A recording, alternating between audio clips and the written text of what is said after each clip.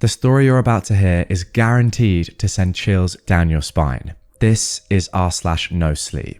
I'm taking care of a local farm for a few weeks. They left me a strange set of rules. A few miles north of me, there's a little family-owned farm. The family takes a vacation in July though, and they posted a job listing for a caretaker. My job would include feeding the animals, making sure the irrigation is working, and harvesting some crops.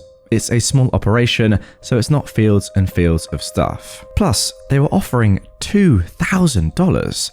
At the time, that seemed like an amazing deal. Now, I'm not so sure. See, the Gershons left me detailed instructions in the envelope, along with half of the stipend. And as I sat down to read it, I realized that it sounded a little strange. Dear Emily, thank you for taking care of our farm. To ensure your safety and happiness, and the animals, we've included a list of instructions and tasks. 1. Please feed the goats and chickens at 6 a.m. sharp. They get pretty cranky if it's not on time. 2. You will need to prune off the floricanes in the raspberry patch. To do this, cut the canes, branches, that are woody and have already fruited. Wear thick gloves because there are thorns. If you do get cut, immediately head inside and call Dr. Livesey to make sure your wound is not infected. 3. The sunflower field is easy to maintain and brings beauty to our farm. However, if you ever see a sunflower that isn't facing the same direction as the others, immediately head inside. Do not return to the sunflower field until the following day. 4. The farm is, as you know, surrounded by forest. Sometimes we get coyotes, foxes, or other wild animals prowling around the grounds at night. Don't worry, the animal pens are completely secure and there is no need to check on the animals if you hear anything at night. In fact, we recommend you do not leave the farmhouse between sunset and sunrise. 5. Do not enter the corn maze. Even if you hear noises coming from the maze that sound like a child crying, do not enter. The corn maze is not open to visitors yet. It's most likely the bobcats in the woods. 6. Do not be alarmed if you see the goats awake in the middle of the night. They are semi-nocturnal and often wake up to roam, graze, or use the bathroom. 7. You may help yourself to any of the fruits or vegetables you harvest. However, do not eat the apples from the northwest corner of the orchard. 8. We no longer use scarecrows. If you see one, please return to the house, lock all the doors, and close all the curtains. Stay inside until the following morning. 9. Make sure to always stock the farm stand twice a day, in the morning and again in the afternoon. At night, take all unsold produce inside and store it in the refrigerator. And 10. We do not own any pigs. Thank you so very much, Emily. The Gershons. I glanced out the window. The sun was hanging low over the trees, orange rays filtering through the forest. Damn, if I'm not supposed to be out after dark because of the wolves or whatever, I'd better get cracking.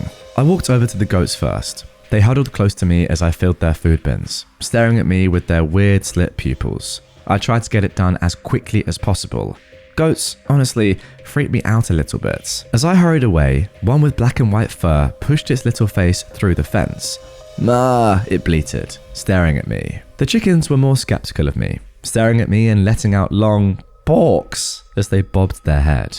As soon as they realized I had food though, they came over and pecked the ground. They were pretty cute actually. I locked the gates and turned back towards the house. I froze. Across the field from me stood the field of sunflowers, bright golden petals and dark centers swaying slightly in the wind. But while all of them tilted away from me, facing the dying sun, one of them, near the edge of the field, was instead facing me. I stared at its pitch black center.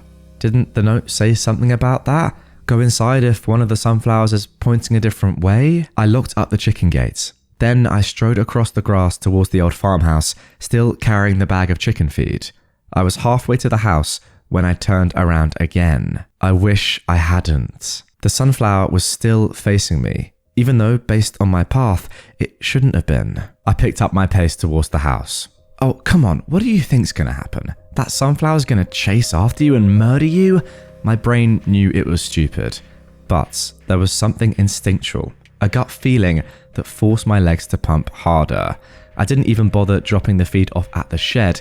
I raced into the house and locked all the doors. Phew, safe. I took a final glance out at the sunflower. Then I went into the tiny kitchen and started some water boiling for pasta. By the time I was sitting down to eat, I was shaking my head. So stupid. Afraid of a sunflower. Something woke me up in the middle of the night. I sat up, my neck aching from the terrible pillow they'd left for me. I looked around my tiny bedroom, but nothing seemed amiss. Well, of course there were things amiss, like the peeling paint and the light bulb that flickered and the clogged toilet, but nothing different. I yawned and checked my phone. 3:12 a.m. Sighing, I settled back into sleep. But before I drifted off, I heard it. A small, high-pitched noise coming from outside. I slowly forced myself out of bed and walked over to the window. Underneath me, the farm sprawled out into the darkness, but it was distorted in the old glass, shapes and colours bleeding into each other like running paints. I flipped the window lock and pushed it open, the wood squeaking loudly in my ears. I listened. Silence. But then... Help me! A voice, a child's voice, coming from the direction of the cornfield. That's no frickin' bobcats! My blood ran cold. I stared out into the darkness at the cornfield on the edge of the woods, hoping that it was just some lingering dream or something. But as I stood there, the cool summer breeze wafting into the room, I heard it again. Please, help me. The voice wavered, as if the child was crying. I squinted into the darkness, staring at the cornfield.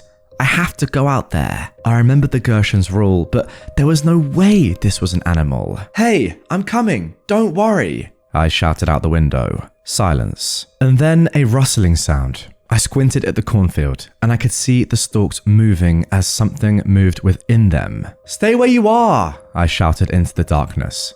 I'm coming to get you. The cornstalks continued to move, and every muscle in my body froze. The amount of corn moving, there was no way it was just a small child in there. The corn was swaying, dancing, roiling in an area maybe 10 feet across, and it was making its way towards the edge of the fields.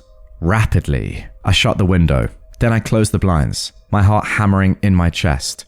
I raced downstairs and checked the locks, and then, finally, when I made sure I was safe, I called the police. But they wouldn't even come out. There are no missing children in the area, and what you saw was most likely a bear, they explained calmly. I think they must know all about the Gershon's farm. So now I lie here, in my bed, listening to the snaps and rustles of the cornstalks. There is a chair wedged under my doorknob. I've triple checked all the locks, and all I can do is wait for dawn. Well, there we go. That is it for part 1 of the story. But there are more parts to come. We're about to get into part 2. Off the rip though, I've got to say, I have goosebumps. The police have said, you're fine, you're overreacting, but you know you're not, and you're on your own. Let's see what happens next. 6 a.m. came all too early. The alarm blared in my ears, and I forced myself out of bed, groaning. The sun had just crested over the hill, and the sky was lit with the pale grey of dawn. I could hear the rooster crowing already. I looked out the window, scanned the farm, but everything looked normal. All the sunflowers were facing halfway towards me, in direction of the rising sun. The cornfield was still.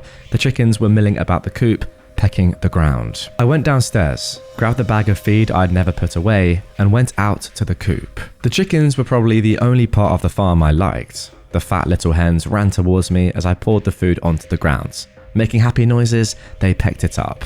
I locked the gate and started over the hill towards the shed to get the goat feed. That's when I heard it. Oink. I stopped in my tracks. The Gershon's note said they didn't own any pigs. Oink. The note didn't say anything about avoiding the pigs though, so I was free to go fetch the goat feed. Right? I started walking again, up the hill. Oink. And that's when I realized there was something off about the sound. It almost sounded human. Like a person saying oink instead of an actual animal sound. For a second, I had a weird mental image of a naked man covered in his own filth, crouching on the ground, saying oink over and over. Oink. I shook my head and continued up the hill. And when I got to the top, I saw the source of the noise. A fat, pink pig standing in the grass. I let out a breath of relief. See, it's just an ordinary pig. I passed the pig, ignoring it completely, and opened the shed. I put the chicken feed back, I pulled out the goat feed, and I started back up the hill. I stopped dead as my eyes fell on the pig. Its face, it almost looked human. Its fleshy pink snout was shorter than it should be. Its curled little ears sat low and flat on its head, and its eyes, they weren't round and beady but almond-shaped, like a person's, with dark pupils that stared up at me in a way that suggested intelligence. I backed away, keeping my eyes on it, slowly walked around it so that I was going back towards the house. When I got over the hill and that horrible little face was finally out of my sight, I whipped around and broke into a run. What the frick was that? I panted to myself as I locked the front door behind me. Not knowing what else to do, I pulled up my phone and called the police. But when they picked up, I wasn't sure what to say. I started, found a pig that doesn't look like a pig on the farm, the Gershon's farm. Did you touch the pig? The officer cut in. I what? Did you have any contact with the pig? Any at all? No? Good. We'll send an officer out to deal with it. 15 minutes later, I saw a police car pull up the driveway. They asked me where I'd seen it, then told me to stay inside. I went over to the window and watched them walk up the hill, then disappear. A minute passed. Then a shrill squeal erupted in the silence. 5 minutes later, the officers reappeared, carrying a large black plastic bag that swung with each step. Hey! I called out as they headed for the cruiser. What was that thing? The officers glanced at each other. Rabies, the female officer said, while the male stuffed the bag into the back seats. A bunch of rabid pigs have been showing up in this area. Gonna send it off to get tested. Good thing you didn't touch it. Before I could ask her more questions, she hopped into the driver's side, and then they were gone. I stared out the window, utterly perplexed. Why didn't the Gershons tell me to stay away from the pigs? After the debacle with the pig, I decided to take it easy. I made a wholesome breakfast, read a few chapters of the thriller I was working through, and called my boyfriend. Around 11 AM though, I realised I'd forgotten to stock the farm stand. It was still technically morning, so I ran out into the field, filled my hod with zucchini and tomatoes, and ran down the driveway as fast as I could without spilling any of the produce. But as the little farm stand came into view, I saw that there was already someone waiting. I checked my watch. 11:49 AM. I'm so sorry, I breathed as I spread the produce out on the wooden table. I was supposed to get this out earlier, but there was a pig and it just... something made me stop rambling. I glanced up to see that the person standing there was a little odd. He was an old man, probably about 6 feet tall and very thin. He wore, surprisingly, a crisp black suit and an old-timey bowler hat in the sweltering heat. He was smiling at me, but his teeth were deeply yellow and crooked, and his eyes were sunken back in his skull. Nothing unnatural about him, just a slightly creepy looking old guy. But in a way, he reminded me of the creepy dudes from that one Buffy the Vampire episode where they take away everyone's voices. So, what are you looking for today? I asked, when he didn't move to take any of the produce. The Gershons aren't here? I shook my head. Nope, won't be back for 2 weeks. He said thoughtfully. They didn't tell me they were leaving. Oh, you know them? He let out a small chuckle. You could say that. I waited for him to either take produce or leave, but he didn't do either. He just stood there, looking at me. The way his blue eyes cut into mine made a chill run down my spine. It wasn't a predatory or sexual stare. It felt more like he was examining me, studying me, trying to read every tilt of my head and blink of my eyes. It made me extremely uncomfortable. So, are you interested in any of this? The tomatoes look really good today, I said, trying not to sound nervous. Or if you're looking for something else, I can go and pick it for you. Only the Gershons can provide what I'm looking for. Okay, well, I'm going back up to the farm. If you change your mind, the prices are listed on the whiteboard and you just leave the money in the box. I shot him a fake smile, turned around, and headed up the hill as quickly as I could without seeming weird. But then he said something that made my blood run cold. Emily? I never told him my name. The smartest thing would have been to run, but instead, I turned around. He wasn't chasing me, he was still standing at the farm stand, 10 yards from me. I wouldn't trust the Gershons if I were you, he called out. Then he turned on his heel and strode away. As I watched him go, I realized there wasn't any car parked at the bottom of the driveway. He just turned onto the old country road and walked away. I watched him until he rounded the bend and disappeared from sight. I retreated into the house, checked all the locks, and decided I would spend the rest of the day inside, at least until it was time to feed the animals and stock the farm stand again. And there we go, that is going to do it for this one.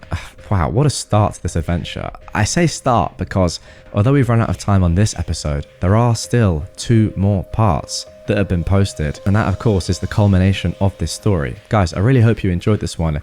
If you do want to see part 3 and 4, we've just covered part 1 and 2 there, drop a like on this and comment down below. If you don't want to see it, no worries, we can leave it there. But if you want to see what happens next in this story, then yeah, let me know down below. And then next Friday, if enough of you want to, we can revisit this post. Wow, not gonna lie, I hope you guys like this one. That was brilliant, and I'd love to see what happens next.